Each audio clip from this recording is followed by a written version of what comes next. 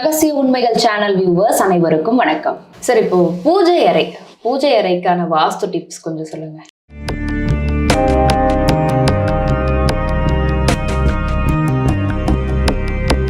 பூஜை அறை அப்படின்ட்டு வந்துட்டாலே ஒரு வீட்டில் தென்கிழக்கு வடமேற்கு இந்த ரெண்டு இடத்துல தான்மா பூஜை அறை வரலாம். வேற எங்க பூஜை அறை வரலான்னு கேட்டிங்கன்னா, இந்த ரெண்டு இடத்த தவிர வேற எங்கேயுமே பூஜை அறை வரக்கூடாது. பொதுவாக இந்த நார்த் மெட்ராஸ், காஞ்சிபுரம், செங்கல்பட்டு, விழுப்புரம், திருவள்ளூர் இது மாதிரியான இடங்களில் பூஜை அறை எங்கே வைப்பாங்க அப்படின்னா, நார்த் ஈஸ்ட் கார்னர் என்று சொல்லக்கூடிய வடகிழக்கு பகுதியில் தான் பூஜை அறை வைப்பாங்க. அது தவறு. வடகிழக்கில் பூஜை அறை வரக்கூடாது. கொங்கு மண்டலத்தில் தென்மேற்கில் தான் கணவன் மனைவி அறையில் பூஜை அறை வைப்பாங்கம்மா. அது மிகப்பெரிய தவறுமா. பூஜை அறை அப்படின்னு ஒன்று வந்துட்டாலே அது தென்கிழக்கில் தான் வரணும். வடமேற்கில் வரலாம். வடமேற்கில் வருவது அவ்வளோ சால சிறந்தது அல்ல. வடமேற்கு என்பது வெளியேற்றுவது. தென்கிழக்கில் பூஜை அறை வருவது சிறந்தது. தென்கிழக்கு என்பது கிச்சனுக்குள்ள பூஜை அறை நீங்கள் எங்கே வேணாலும் வச்சுக்கலாம்.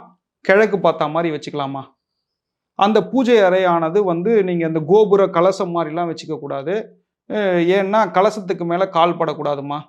ரெண்டாவது, பூஜை அறையில் ஒரு 4 ஃபோட்டோ போதும். உங்களுக்கு எந்த சுவாமி பிடிக்குமோ அந்த சுவாமி ஃபோட்டோக்களை வச்சுக்கலாம். இறந்தவர்கள் படம் வைக்கலாமா அப்படின்னா இறந்தவர்கள் படத்தை நீங்கள் தாராளமாக வச்சுக்கலாமா பூஜை அறையில். பூஜை அறை என்பது மஸ்ட்டு தென்கிழக்கு தான் சால சிறந்தது. அந்த பூஜை அறையில் என்னென்ன வரலாம் அப்படின்னா, காமாட்சி அம்மன் விளக்கு வரலாம். திருநெல்வேலி வட்டாரத்தில் மிகப்பெரிய ஃபேமஸ் கம்பி விளக்கு வரலாமா. அதற்கப்புறம் வேல் வழிபாடு செய்யலாம். அல்லது சால கிராம வழிபாடு செய்யலாமா. சால கிராம வழிபாடு மோஸ்ட்லி பிராமின்ஸ் தான் செய்வாங்க. சால கிராமம் அப்படின்பது என்னன்னா பெருமாள். அது எங்கே கிடைக்கும் அப்படின்னா, நேபாளில் கண்டகி ரிவரில் வஜ்ரகீதா அப்படின்ற ஒரு புழுவானது அந்த கல்லுக்குள்ளே போயிட்டு பெருமாளுடைய 10 அவதாரத்தையுமே தன்னுடைய பற்களாலேயே வரைஞ்சிட்டு வந்துருமா. அதுதான் சால கிராமம். 108 திவ்ய தேச பெருமாள் ஒரு பெருமாள் நம்ம வீட்டில் இருப்பதாக ஐதீகம். ஒரு சால கிராமம் வச்சிங்கன்னா நான்வெஜ்ஜி கண்டிப்பாக சாப்பிடவே கூடாது. சால கிராமம் இருந்தால்.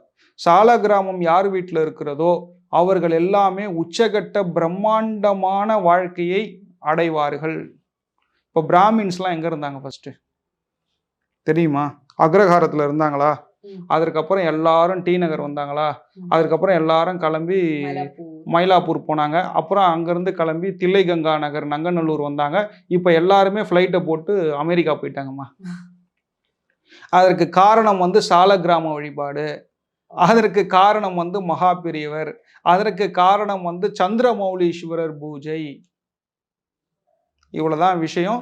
ஒரு பூஜை அறை அப்படின்னா உங்களுக்கு என்னென்ன தெய்வங்கள் பிடிக்குமோ, காஞ்சிபுரம் காமாட்சி அம்மனாக இருக்கலாம், திருச்செந்தூர் அல்லது பழனி முருகராக இருக்கலாம், இல்லை குலதெய்வ ஃபோட்டோவாக இருக்கலாம், எதை வேணாலும் வச்சுக்கலாமா. நீங்கள் எந்த தவறும் இல்லை.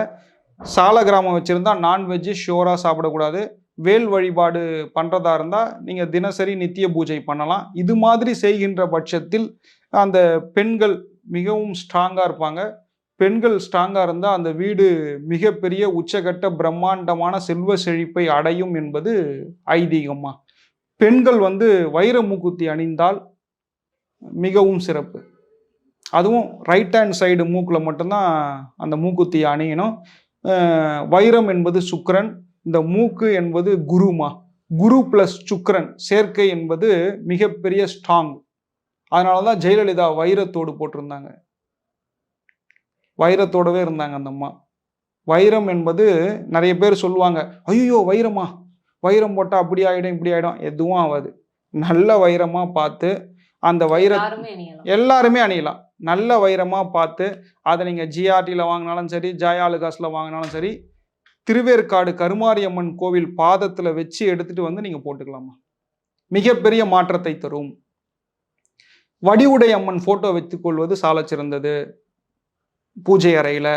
ஏன்னா வடிவுடை அம்மன் வடகிழக்கு சம்பந்தப்பட்ட சுவாமி. உலகத்திலேயே மிகப்பெரிய அழகுன்னா நீங்கள் யாரை சொல்வீங்க? சொல்லுங்கம்மா, யாரை சொல்லுவீங்க? ஐஸ்வர்யா ராயா மைண்டுக்கு வந்தாங்க நீங்க கேட்கும்போது. அதுக்கப்புறம் இந்தியா தமிழ்நாட்டில் யாரை சொல்லுவீங்க? நாட்டிலையா? அழகுலாம் இதெல்லாம் ஒரு அழகே கிடையாதுமா.